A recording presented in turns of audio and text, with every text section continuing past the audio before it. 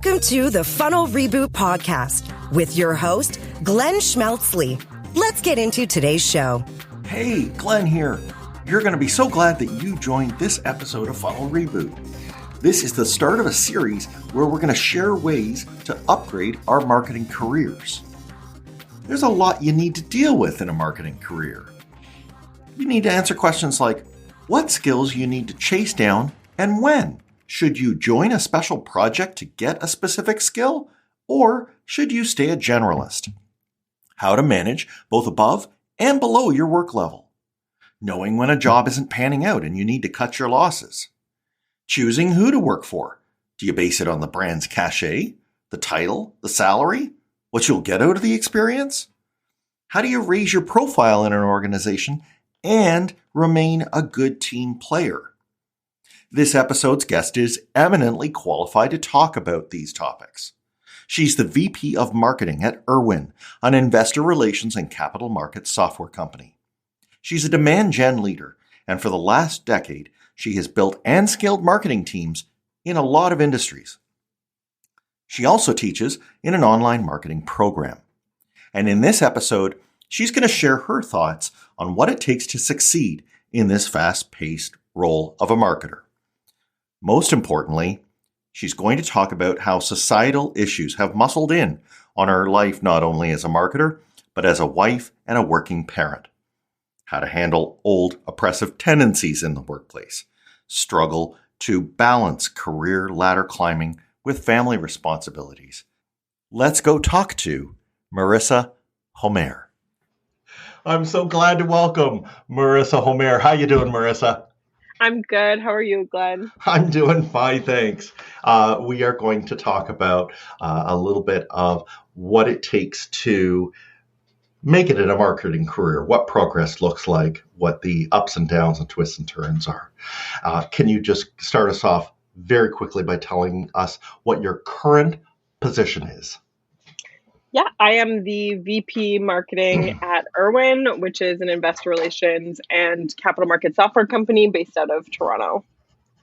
Cool. And you're located in where? Are you? Ottawa. Right.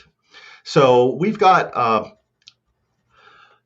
a lot of people of various backgrounds, some who are well into their marketing career, some who are just starting.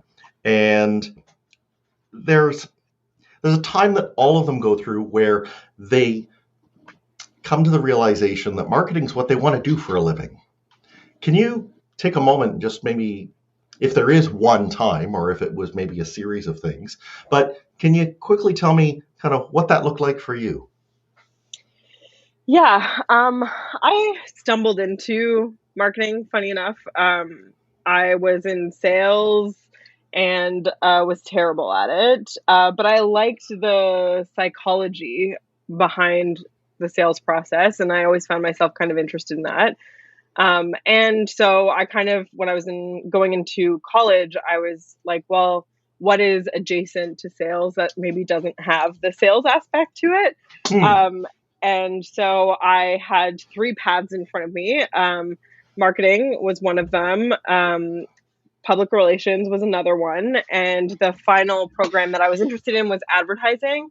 And it's really funny and very reflective of, I guess, like a much younger version of myself. But I was like, well, one of these programs has an entry test. The other one I have to write a letter. And then this one, they'll just let me in. They've accepted me. And that was marketing. And that's how I got into it, which is really funny considering, how much I have grown to love it. I think when I decided it was what I really was passionate about and interested in was during my time in agency and, decoupling just having a job that you can do to something that really gets you excited.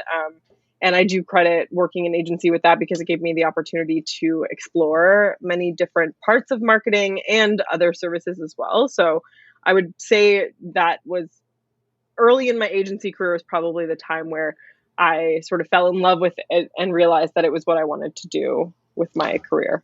Right. But you jumped straight into the frying pan there to give yourself immersion with a lot of clients and So I'm glad to hear that you found you liked that, because if you didn't, I would shudder to think what that kind of environment would do to you. Yeah, absolutely. It would probably have eat me up and Right, spit me spat you out. out. Yeah. Agencies are one of those things that marketing seems to have that make it different than other kinds of careers, right? Where Yep. I can't think of many other careers where you can get a very rapid, assortment of different experiences all at once, and that you can kind of take from that buffet and choose what you want to get deeper in. Are there any other things to the marketing profession that you consider to be different, and that, now that you're well into it, that you always find yourself saying to marketers to go, well, compared to just any career advice, here's what you ought to know for marketing? Do you think marketing is fundamentally different? I do. And the reason I do is because of the visibility you can have in marketing within a larger organization. So I think that, very few areas beyond just their sort of key performance metrics, whatever those might be, get the exposure to things like stakeholder management and cross-departmental collaboration and really a lens into how businesses are run at the highest level, and I think in the most minute detail. I think that it is because so many people within any kind of organization care about marketing and are at least somewhat interested in it. It gives you a unique opportunity to be sort of like a fundamental contributor to a business, which I think is unique and different, and comes with its own pressures, of course. But I definitely think it's a unique sort of role to play within a business. I don't deny it. It goes from the really important stuff down to the trivial. So the important stuff would be if anyone's been involved in a rebranding, and I know that you did once. I want to say you did with a telecom provider. You went through that. The nature of that is that everybody board on down wants to see what's being put together and the thinking behind it. But it can even get down into things as ordinary as social media. And I know you've got some background running social. And that you may also get people saying, well, that's not how we want to portray, or that's not the voice that we want to have. So it's welcome to have stakeholders wanting to influence what you're doing and give their 2 cents. But what do you say back when people are finding that is stifling them, that those other non-marketing people are starting to kind of armchair quarterback everything you do? Yeah, it's a very real disease. Because everybody cares. They have an opinion. They have an opinion. They think they know. They think they can do. I don't know that I've ever met a CEO that believes that they can't do marketing.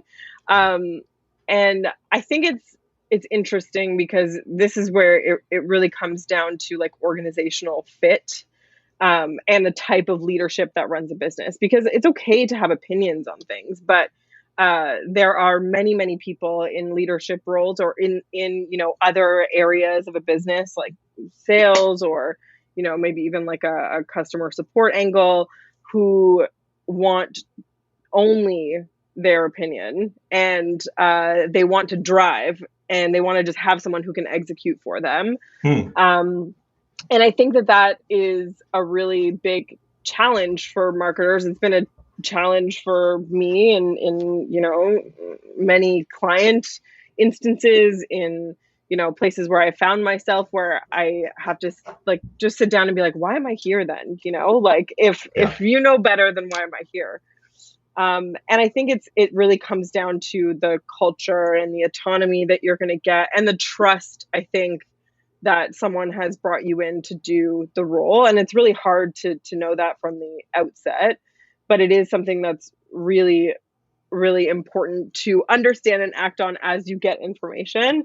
But it is a big challenge. And I think managing up, as they say, is one of the biggest skills that marketers need to have to know how to, co-create with other members of the organization and ensure people feel included and involved without giving up the strategy and the insight and the know-how of what it is that you actually know how to do. So I think that there's a fit piece to consider there, where it's to find organizations where you will have that autonomy and you can create collaboration without necessarily giving up everything. Very good point. So the knowledge that you have is, it's important to remind them of that. That if you're speaking to somebody who was around when you were hired, that's also important. Remind them, okay, you brought me on because of my expertise, but you're saying, do collaborate with them. Don't wall them off. Don't talk down to them, because you would rather have their engagement than have indifference. Yeah. And I think too, you'll spend a lot of your time. Nobody talks about how much time you spend as a marketer just on education, whether that is how something works, how a campaign's going to work, whether it's educating around results of something, whether it's, explaining concepts that we learn that are very fundamental that people don't necessarily have. So even the metrics that we use. Right? They may not know what all those acronyms stand for. Exactly. Yeah. So you spend so much of your time as a marketer just educating your stakeholders, whether they be clients or teammates or executives. There's just a lot of education that goes into it. Right.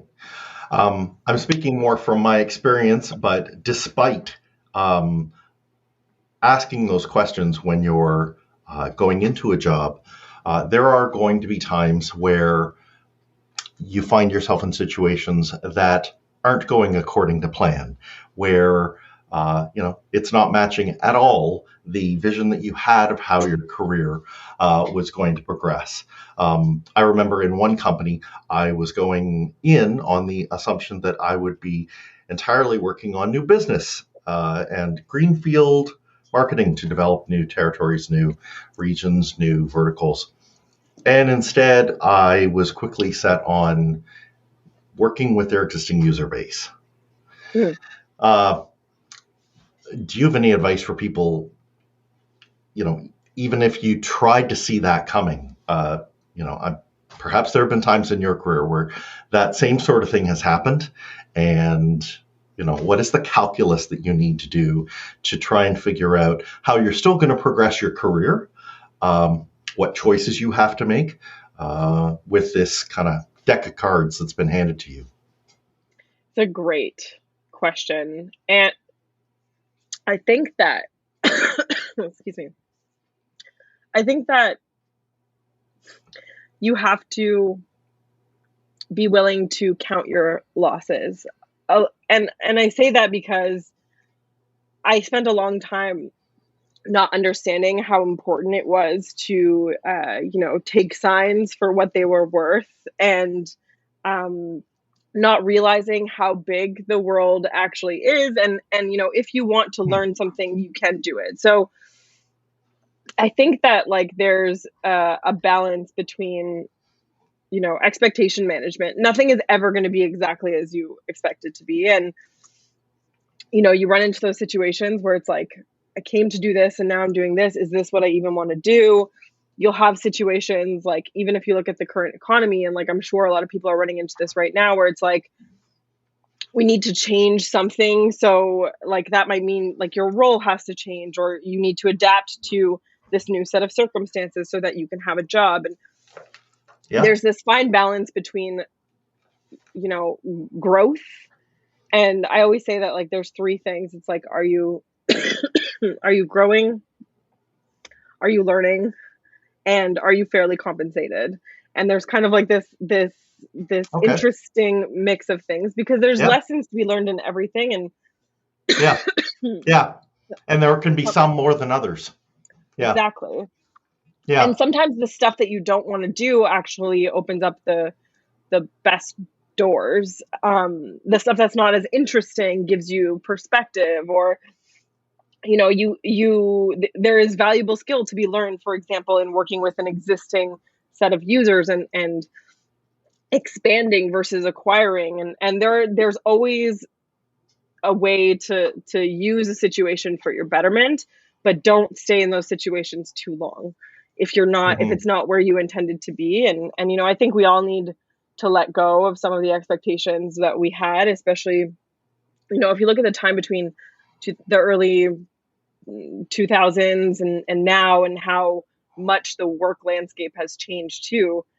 I think it's like what we were taught about how your career is supposed to go versus, and even what you experience. So like what I experienced, people are moving faster and growing faster and also losing jobs faster than they were 15 years ago, 10 years ago. And so I can't necessarily blanket apply my experience to what someone might be going through now, because the world is just so different. And I think it's just like, we have to let go of some of those expectations, be open to learning. And if the right mix of things exists, but the work is slightly different, that's okay too. Like that's not a bad thing. But just being hyper aware of where it is that you want to be and how what you're doing contributes to that vision of where your career is supposed to go.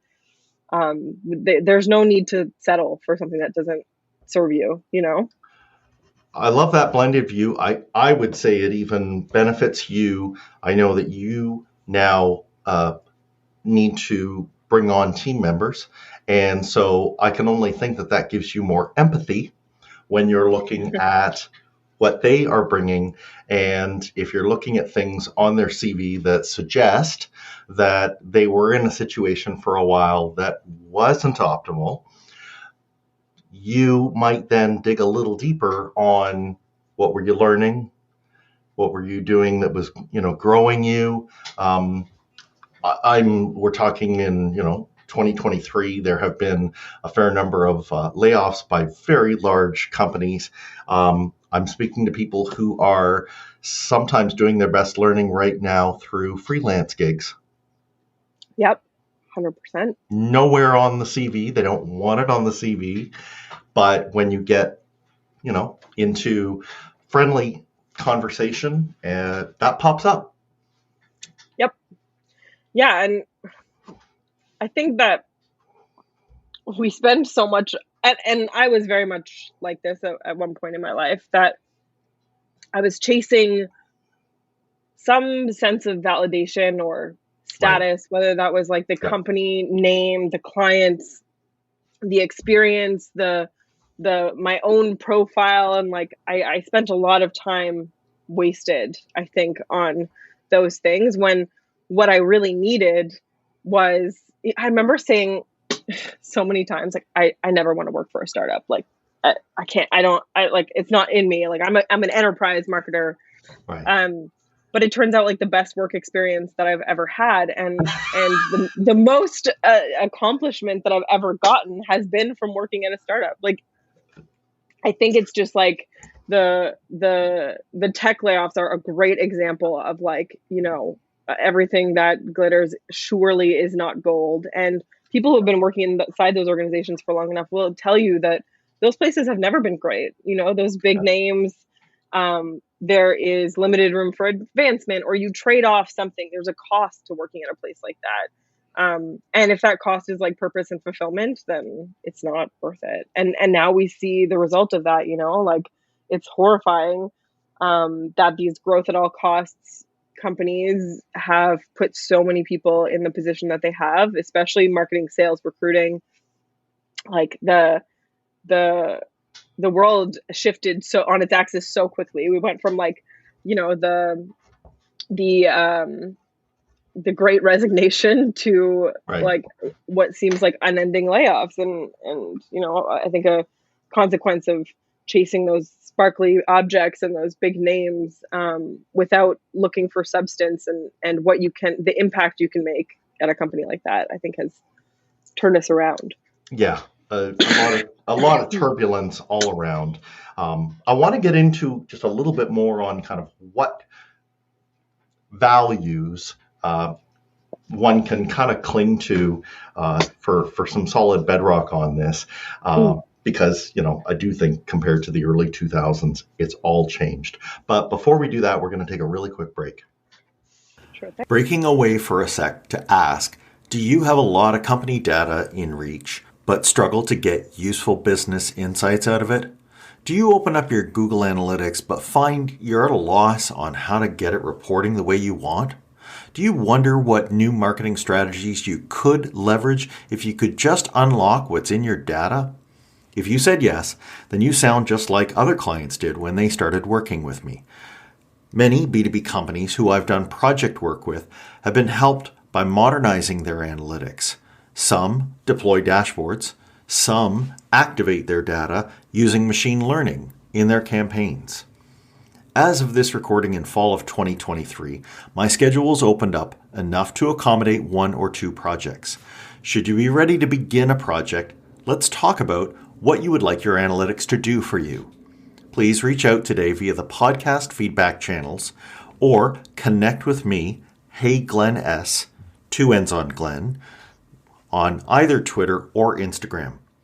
Or search up Marketing Analytics People on LinkedIn. I'm usually the first Glenn that pops up. Okay, let's get back to the show.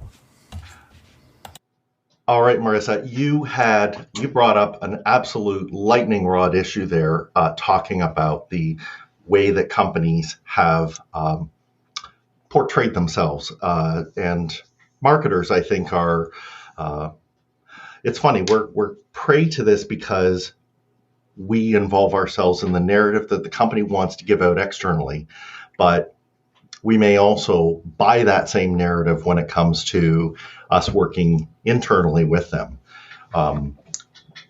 I know that a lot of people have felt very betrayed after the companies that they were with extolled virtues like you're part of a family. We are going to go through some really big challenges, but we're going to do it together.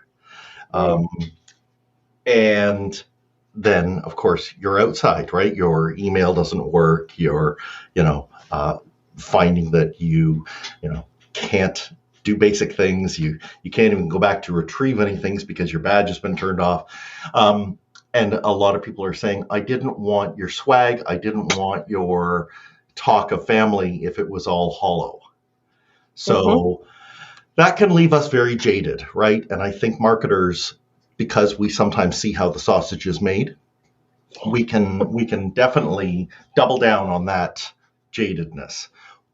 Do you have any suggestion for maybe what we really should value, or what the 2023 version of Marissa values compared to earlier? I love that kind of I'm an enterprise marketer versus like, do we just get a little bit more flexible in what we're looking for, or do we get more selective? What do you think?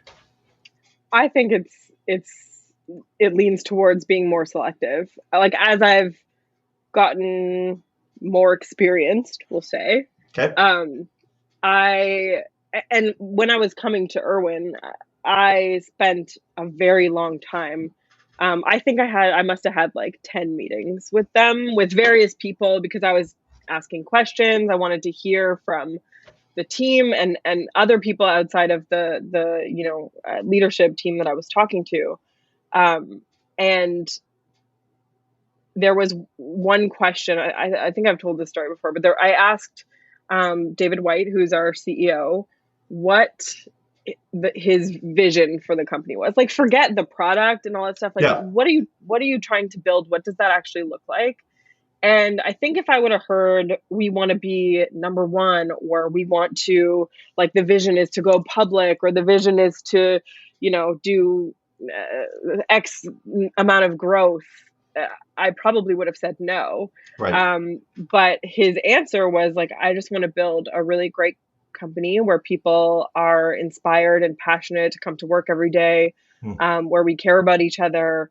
And so that's obviously just one thing in a broader spectrum of things. But I think like I have gone through the duping of, like, and buying into it, because I do get very excited about things, and I get very excited about opportunity, and I see it, and man, nothing sort of challenges uh, your values quite like realizing that the thing you were very excited about isn't quite what it's shaped up to be.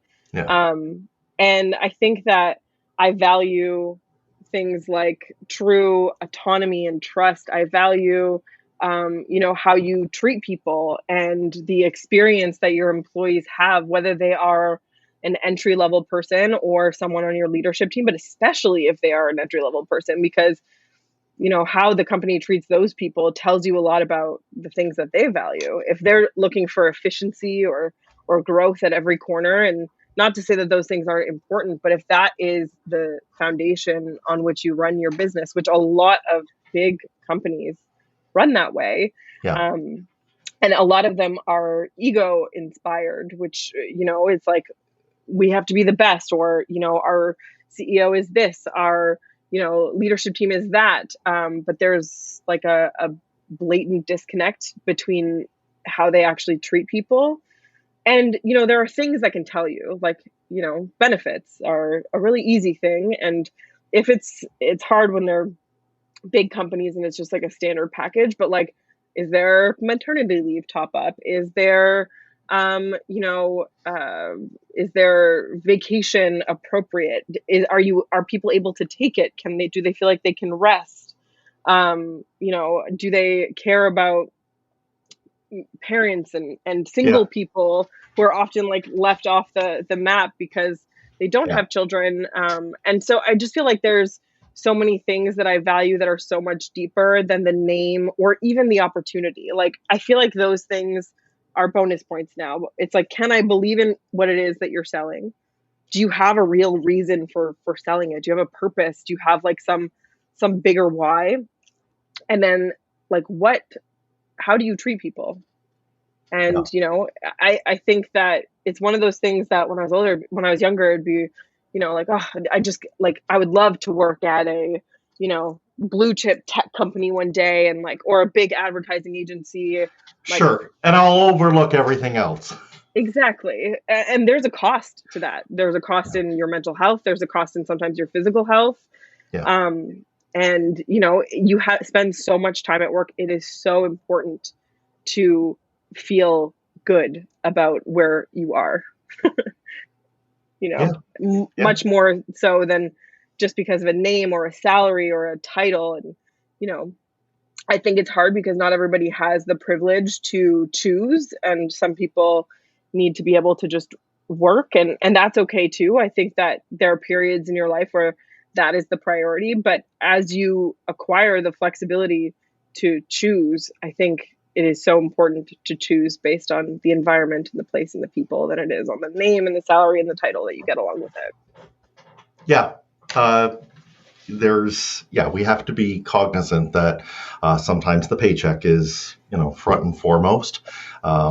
You have to be willing. I mean, you're in a leadership position. You've got to be sometimes willing, if someone's going to be honest with you about that, and that, maybe over time they're going to be able to invest themselves into what you guys are doing in your mission. But you've got to hear them where they're at. This comes down to practical things like we're now having a lot more remote work. And so it's possible for people to say that they're working for you and having a couple of gigs on the side. It's possible for them to falsify what they're doing. We're no longer, walking around the floor, seeing what's happening in the office. So it becomes all the more important to foster those honest conversations. Yep. But maybe, and I'm hearing you say that you can do it, and I like to believe that you can do it, that you can get people to lean into those higher purposes that your team is really trying to do. Yep. And I think it's also like finding the people who are willing to do that, and trusting that you've brought on the right people. Like, I hire personally everybody on my team. I don't go through a third party. I want to get a feel for that person and if they're a good fit. And sure, some people are not as motivated, but I try to look for that initially, and then, you know, if you have gigs on the side, I actually think that's a good thing because I think you get more perspective that way. If you can do all of the 8 hours worth of work in 4 hours, that's okay too. You know, like there's nothing wrong with that. I don't want to squeeze every last morsel of productivity out of somebody, but I do have expectations that you're bought in, you know? Yeah. Let's kind of see how far we can push that. It was true back in the day that the employer was more or less responsible for the career path that a person who started would take, and that it was incumbent on them to point out to them, okay, you'll spend so much time here, and then you will probably progress over into these roles and end up here. Is that totally gone? Do we bear any responsibility as employers to say those two things? Do we, just with how turbulent economic times are, is that not even possible? Where do you sit on that? I think that I take personal responsibility into the growth of the people that work for me. And whether or not that's a good thing or a bad thing, it depends. Your choice.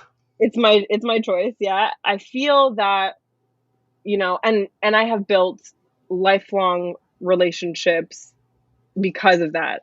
I think that it is your responsibility as a contributor, as an employee, as just a person to know where it is that you want to go and take every effort to communicate that, and obviously show up and prove that, you know, you are able to grow and do that role.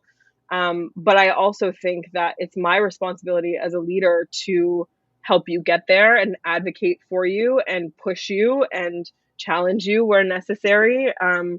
But I think the days of the step process are, especially in something like tech, like those are gone. Somebody knows where they're going. Yeah.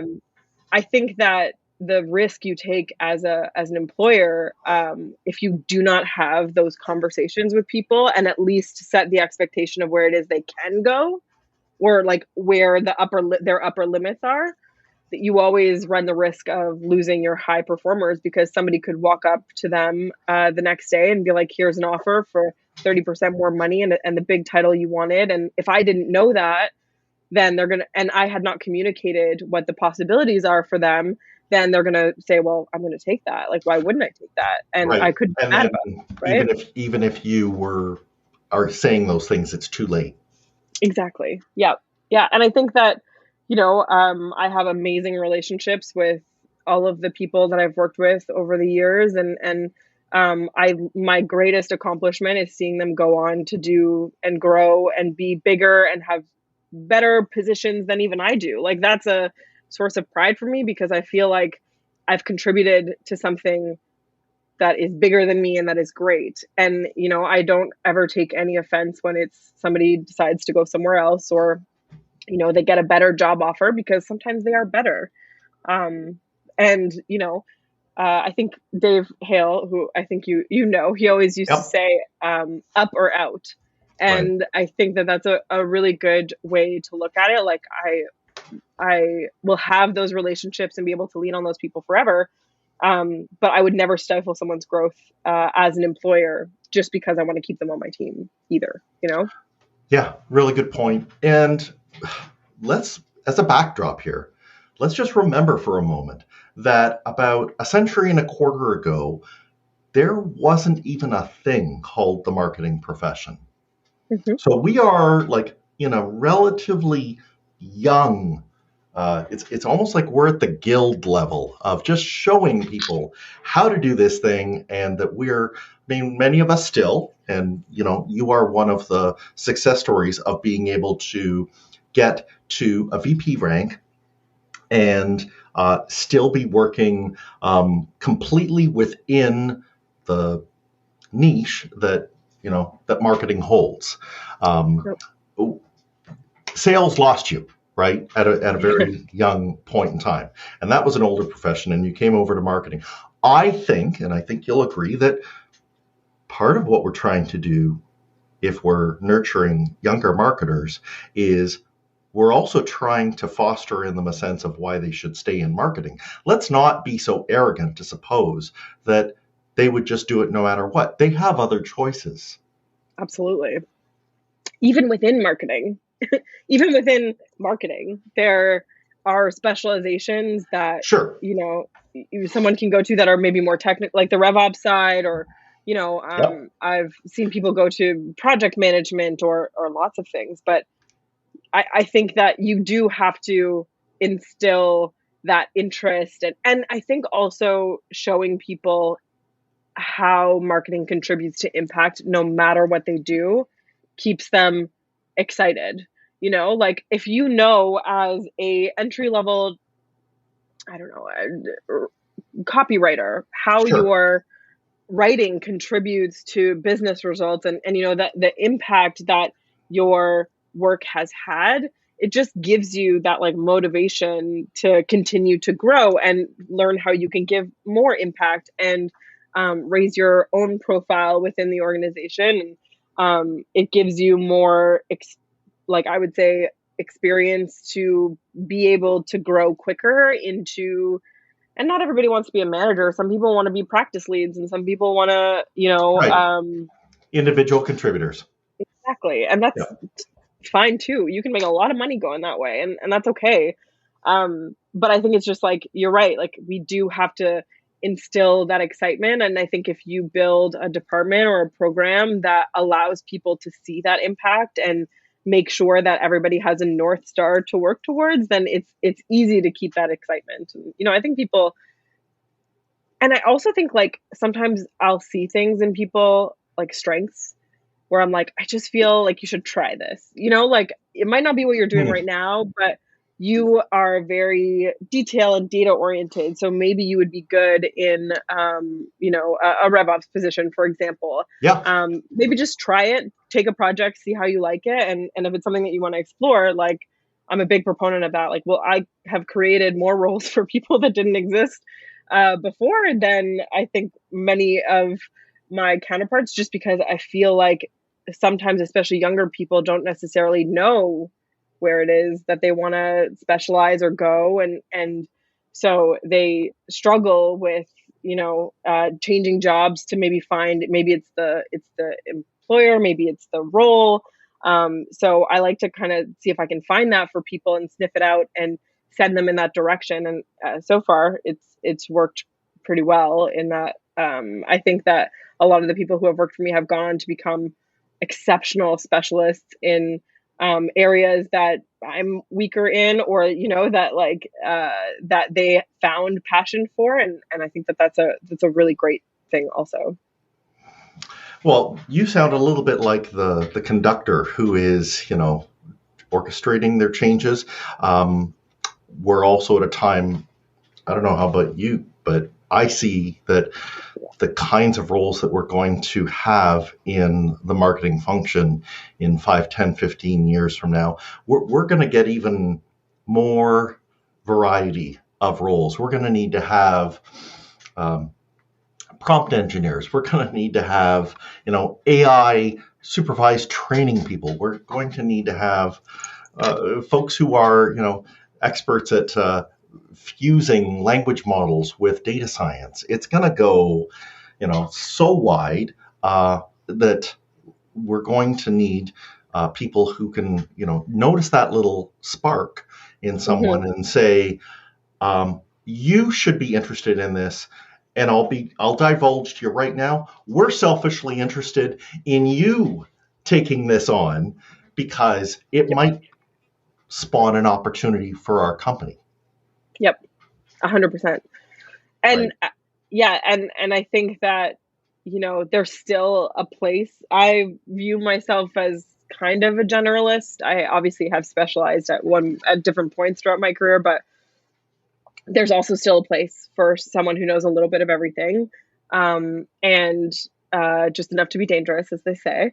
Yep. Um, but yeah, I think it's like as things happen as platforms come out, as AI develops, as specialties emerge, and all born out of circumstance, right? Like the need for RevOps over the last, I would say 5 years is just born of, I think, how much capital companies were investing into marketing and sales, and then needing to be able to show and prove and have process that makes it more efficient.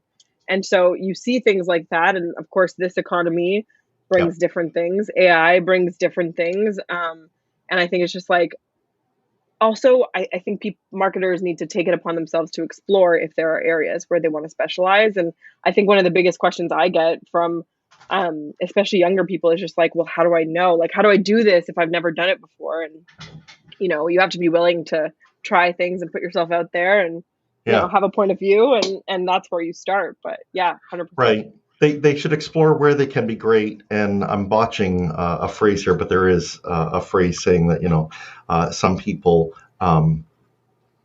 they have greatness within them, and other people find themselves in situations where greatness is thrust upon them. Right. And boy, doesn't that explain marketing right now? Absolutely. Right? Like all of us don't know. Even the people at the top don't know. So Nobody knows. Right? So if you're trying, you may be very surprised where something leads. And if you don't know where it leads right now, don't let that stop you. 100%. Yep. Does this go the same in this day for both genders? You mentioned some things like benefits. Are there any other aspects to this that you, as a female marketer, want to point out, things that you like or don't like about how the marketing profession is dealing with gender in the modern day? Yeah, I think that, we have come a long way, but that does not take away from how far there still is to go. There is a lot of, I think, societal issues with work that women still struggle with, like whether it's parenting or the choice not to parent, whether there are numerous other intersections of oppression that exist that make the day-to-day life more challenging. And I think it's as someone who has constantly struggled with balance, despite expectations never sort of lowering. I took 2 weeks of maternity leave when I had my daughter, and then I was right back into it. And during the time that I came back in that year, I got a promotion, and that promotion set me on a very different path than I think I would have been on had I had taken a year off, like most normal people do. I think that, I was so,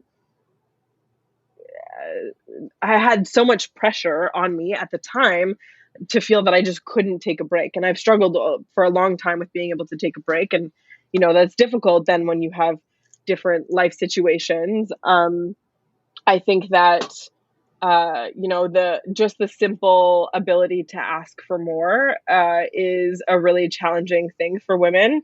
And I think I've seen that translate into expectations from executives around my female employees. Like I've experienced the bias on that side and not quite understood it at the time for what it was. But I think it is real and it does exist. And I think that, a lot of the advice that's out there is just like, you got to lean in or you got to push forward. And I think it's just like I've walked into a lot of rooms with men with very high titles and been like, you are not that smart. And, Right. almost like, how dare I have imposter syndrome in this moment? I need to give some of that away to people who don't belong there. But at the end of the day, I think it's just like, pushing against, I'm a big advocate for, ensuring fair policy and questioning things when I feel like something's not right, especially as it relates to, women and people who may not have the same opportunity, and also coaching women to not fight against each other. There's like this concept, which is if there's only one seat at the table and we're all fighting for it, there's so much less productivity there, right? Like it's not going to be a productive relationship. But and we've been taught that there is only that one seat, and so there tends to be a lot of tension, I would say, especially as you go from middle management upwards between women. So I feel like coaching and working on the growth of women and teaching them how to manage up in the same way, keeping people excited in general, and also being real and explaining situations like you're going to have to push a little bit harder here and it's kind of sucks, but this is the reason I think this is happening. This is why I have to fight harder for you for a raise that you clearly deserve. I've been in that situation many times. And, just things like seeing someone's personality as bubbly and kind and sweet can actually have negative impact on how they're viewed perceptibly throughout the organization with leadership. It's a very strange world. I think it's just like having a network of women that you can talk to and trust, I think is really helpful because there's shared experience and perspective there. And the more diverse that group of women is, also the better, because like I said, there's intersections that I don't experience and don't have any lived experience with. So making sure that I have people around me who can and who want to share their perspective and advice in those situations has been amazing for me. To give you maybe more of a 360 degree view. Exactly. Yep. Wow. I'm almost, all I can do here is listen. Very little of my lived experience, except I will acknowledge that the archetypes of the structure that, women have entered was made by my gender. And, there's certainly some parts to it that have resulted in the situations you describe. So what can I say? But, the fact that you're listening, I will pick up the cue from that and encourage all of us of any gender, of any variant within a gender, to just listen, just be cognizant, just try to be aware, and don't think that the world sees things exactly the same way as you. Yes, exactly. And on that kind of theme of learning, you mentioned how it's good to have a smattering of things that you are learning in marketing and to continue to keep those skills going. I know you're a big proponent of even taking professional ed on marketing, and you participate in teaching it. Can you tell me a little bit about what you think the role of education is for today's professional marketer? I mean, I think education has changed quite dramatically. When I was at Social and the idea of the digital marketing certificate came up with Telfer, which was the first program of its kind, which is completely taught by private industry, but certified and accredited. Just for context, this is at the University of Ottawa. Yes, correct. It was the first of its kind. And the main reason we actually started it was because we needed to hire people and we couldn't close the gap between university experience or college experience and like real practical applicable knowledge that someone could use in an agency environment, which is of course billable by the hour. So it was an expensive exercise for us to hire and train junior people who didn't necessarily have the tools to be able to execute off the bat. So I think that gap is still there. Obviously that program was sunsetted after a few years. And there's programs now like the Modern Marketing Certificate, which was actually started by one of the students in the first cohort, Hayden, which is another great possibility. I think the best way to learn is to learn by doing, and whether you pay for a program to do that or you figure out ways to do it on your own, which is completely possible. I think that it is necessary in a role in marketing that is moving constantly. There's always a new thing. And there's so many resources out there. But I think that even for myself, like I view myself as very much a player coach. And I think that that's from like my agency days where you always have to be a certain percent billable. But I think that it's important that I continue to do things and execute so that I can help my team and so that I know what it is that I'm talking about, right? Like, and I can share that experience and ask questions and contribute and not just tell people what to do all the time. Right. Get down in the middle of the arena and, maybe fill in a couple of shifts in the game, right? Exactly. Yep. 100%. I will. And we're in a workplace where you need to do that now. That's not, I don't do that anymore. Yep, exactly. This has been an immensely interesting and revelatory. Can you tell me if there maybe would be one takeaway or anything that we haven't mentioned that you would want to make sure that someone in marketing, if they're going to get Marissa's sense of how to make a go of it in this career, what you would leave them with? I would say that revenue is really important. And as a marketer, no matter what you do, honestly, if you're a designer, if you are a copywriter, I think having a baseline understanding of how businesses measure success and growth and how they manage and spend capital, I think gives you a really strong partnership, or the ability to build a really strong partnership within the business, the ability to quantify your work, to prove results, and to buy favor almost in terms of what it is that you're allowed to do.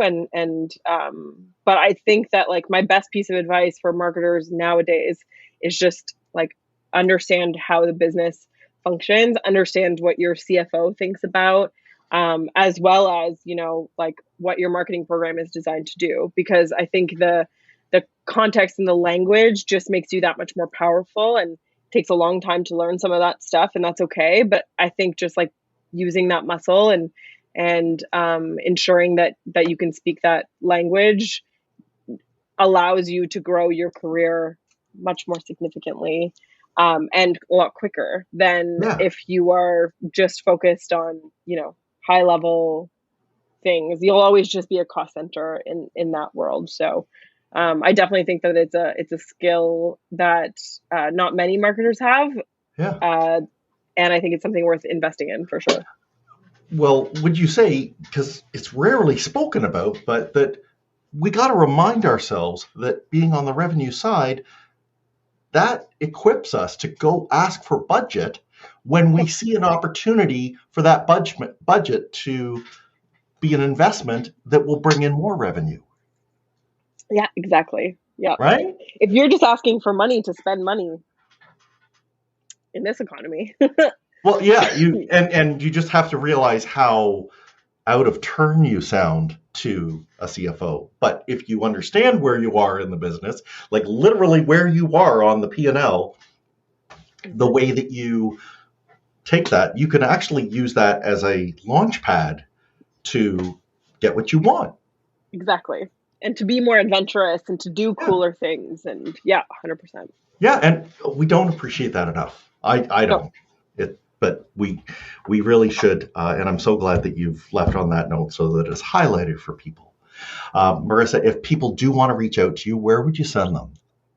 Probably to LinkedIn. I think that's the easiest place to find me for sure. It's my main spot. Perfect. Yeah, and you regularly post on there. We'll have a link to that in the show notes. Well, listen, thank you so much again for coming on the show. Of course. Thanks for having me, Glenn. I appreciate it. Thanks for listening. Follow the show on Twitter @Funnel Reboot. If you like what you have heard today, please consider leaving a review wherever you get your podcasts.